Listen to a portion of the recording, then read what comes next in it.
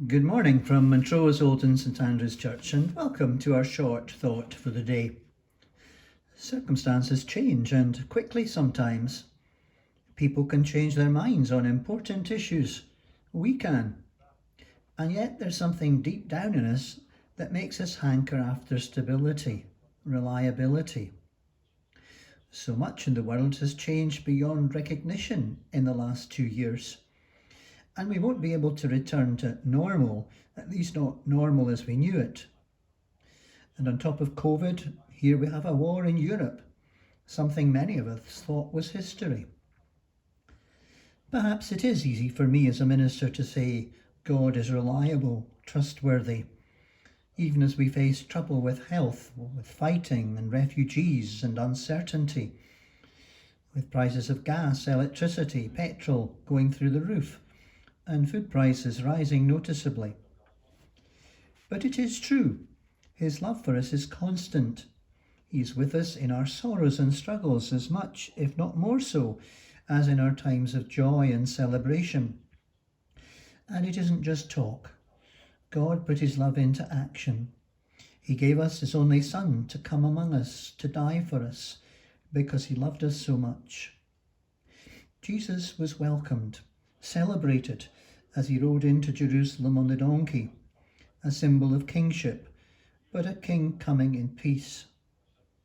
But things turned sour days later when people manipulated the crowd, when those seeking a military overthrow wanted to force his hand, when the authorities saw him as a dangerous threat to their power.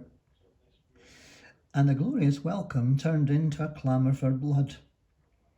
And a weak and easy influence governor agreed that Jesus be put to death.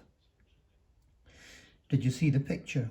The palm branch, the palm cross, and on the right the nails and crown of thorns.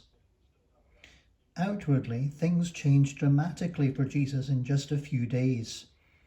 Welcomed in triumph by the crowds, turned to rejection, suffering, and death. Yet some things remain constant. The love that God had for his Son and for the world. The love that Jesus had for his Father and for us. It's not just words or wishful thinking.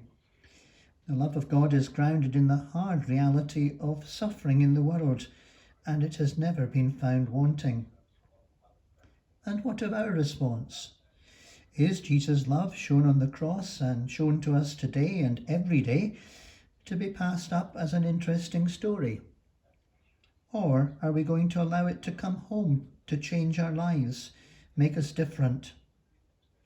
In the words of the old hymn, "When I Survey the Wondrous Cross," the writer concludes, "Were the whole realm of nature mine, that were an offering far too small.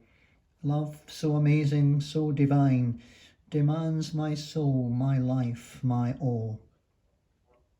Our response will be different for each of us.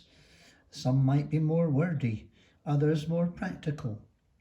But one thing that Jesus hopes for from all of us is an openness to welcome him and receive his love, and to allow it to work its wonders in our lives.